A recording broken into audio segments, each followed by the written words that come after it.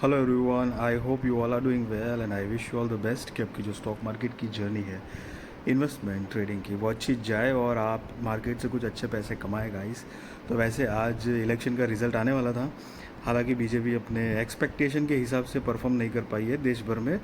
तो उस हिसाब से मार्केट ने अपना रिएक्शन दिखाया है और काफ़ी ज़्यादा गिरावट आई मार्केट में।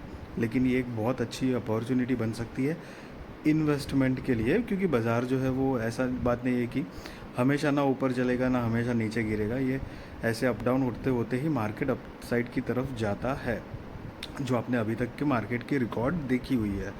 सो बेसिकली कुछ ऐसे स्टॉक्स है जिसके ऊपर आपको फोकस डेफिनेटली रखना चाहिए।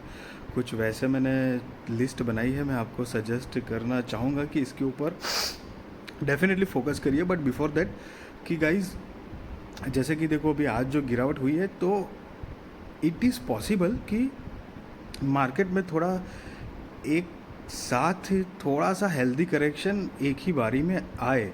सो मतलब आप जो भी अपनी इन्वेस्टमेंट अमाउंट है उसको चंक्स में, मतलब टुकड़ों में अगर धीरे धीरे इन्वेस्टमेंट करेंगे तो वो बेनिफिशियल रहेगा आपके लिए। मतलब ये मेरा ओपिनियन है गाइस। एंड यस अगेन, मैं आपको कोई बाय और सेल रिकमेंडेशन नहीं दे रहा हूँ, वो आप अपने रिस्क रिसर्च फाइनेंशियल एडवाइज़र को पूछ कर करना।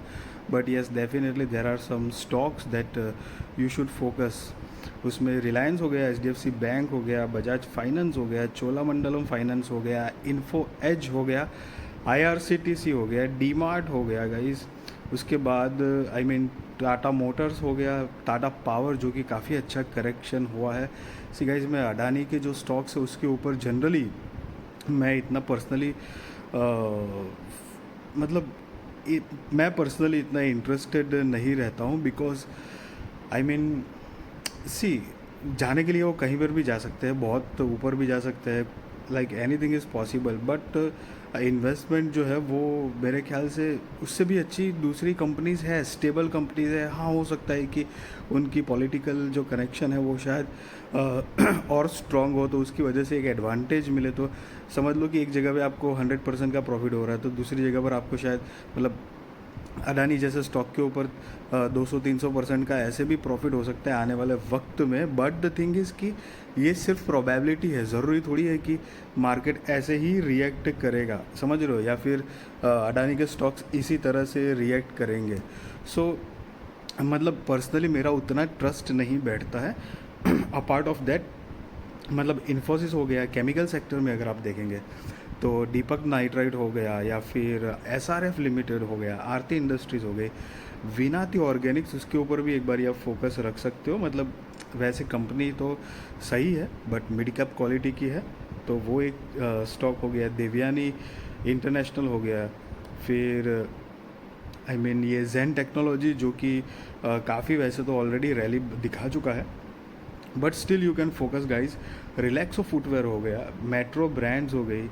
फिर आई मीन जो लिस्ट में पढ़ रहा हूँ, एल और LTI माइंट्री हो गया। उसके बाद जैसे अपना डिक्सन टेक्नोलॉजी जो आज करीब 10-10.5% तक गिरा है। हालांकि बहुत सारे स्टॉक्स हैं जो 10-10.5%, ऐसे कोई 8%, कोई 12%, ऐसे अलग अलग अलग करेक्शन दिखाए। तो जहाँ जहाँ पर लेकिन आपको आपको लग रहा है कि स्टॉक बढ़िया है, कंपनी बहुत बढ़िया है, और जैसे 10%, 15% ऐसी गिरावट दिख रही है, जैसे HAL है। तो HAL में आज ही के दिन में एक टाइम पे मतलब अराउंड मतलब 20% के 25% के आसपास गिरावट हुई थी स्टॉक के अंदर। मतलब करीब आई थिंक 3800 या उसके आसपास कुछ आ गया था स्टॉक की प्राइस। तो ये सारी कुछ पॉइंट्स है जहाँ पर आप एक छोटी सी बाइंग अगर करना चाहे तो सोच सकते हैं। अगेन, मैं आपको कोई बाय और सेल रिकमेंडेशन नहीं दे रहा हूँ। हालांकि अडानी के तो कुछ स्टॉक है जो कि मतलब अडानी एंटरप्राइज जो है वो करीब करीब 20%, अडानी पोर्ट हो गया वो करीब 21%, अडानी पावर 17% के आसपास, अडानी ग्रीन एनर्जी 19% के आसपास, अडानी एनर्जी सॉल्यूशंस हो गया वो 20%, अडानी टोटल गैस वो 18-19% हो गया, अडानी विल्मार जो है वो 10% हो गया।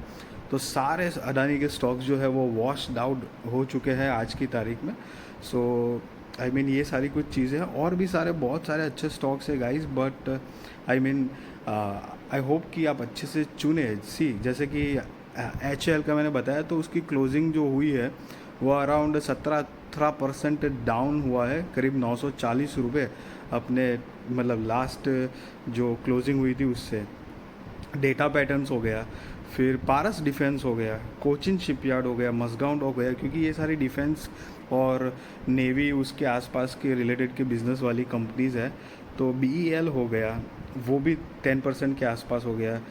सॉरी, भारत डायनामिक्स वो 10% के आसपास हो गया। भारत इलेक्ट्रॉनिक्स BEL वो भी 20% के आसपास गाइस टूटा हुआ है। तो ये सारे स्टॉक्स के ऊपर ना, क्योंकि सी गाइस ट्रेंडी सेक्टर्स और उसमें से बढ़िया स्टॉक्स अगर आप चुनोगे तो वो एडवांटेजेस रहेगा। हालांकि क्योंकि सी गाइस सरकार जो है वो गवर्नमेंट तो भाजपा की ही बनने वाली है, क्योंकि वैसे मिली जुली सरकार बनेगी, लेकिन बनेगी तो भाजपा की।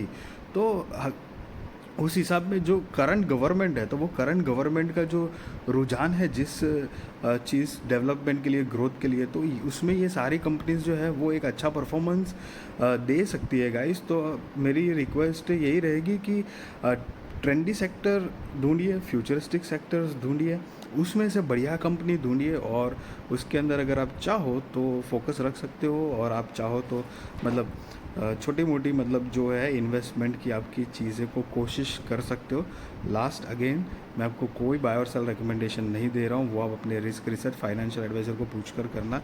But yes, I wish you all the best. Be responsible trader guys, be responsible investor, value your money guys, and I wish you all the best कि आपकी जो स्टॉक मार्केट की जर्नी है वो इन्वेस्टमेंट हो, ट्रेडिंग हो, अच्छी जाए, आप अच्छे पैसे कमाएं गाइस। वीडियो अच्छी लगी तो ज़रूर लाइक शेयर सब्सक्राइब करिए, आपके सारे कॉन्टैक्ट के साथ भी मेरी वीडियो चैनल शेयर करिए। और मैंने जो आपको स्टॉक के नाम जो बताया है उसमें से अगर आप किसी में भी इंटरेस्टेड हो और अगर चाहते हो आप डिटेल मतलब मैं उस पर थोड़ा सा डिटेल वीडियो बना के मैं अपना ओपिनियन आपको दूं, ताकि आपको अगर क्लैरिटी नहीं आ रही है तो थोड़ी सी क्लैरिटी और ज़्यादा आए, तो डेफिनेटली मुझे वो स्टॉक का नाम सिर्फ कमेंट बॉक्स में लिख देना। मैं कोशिश करूँगा उसके ऊपर आपको मेरा नॉलेज शेयर करने की। Thank you so much guys.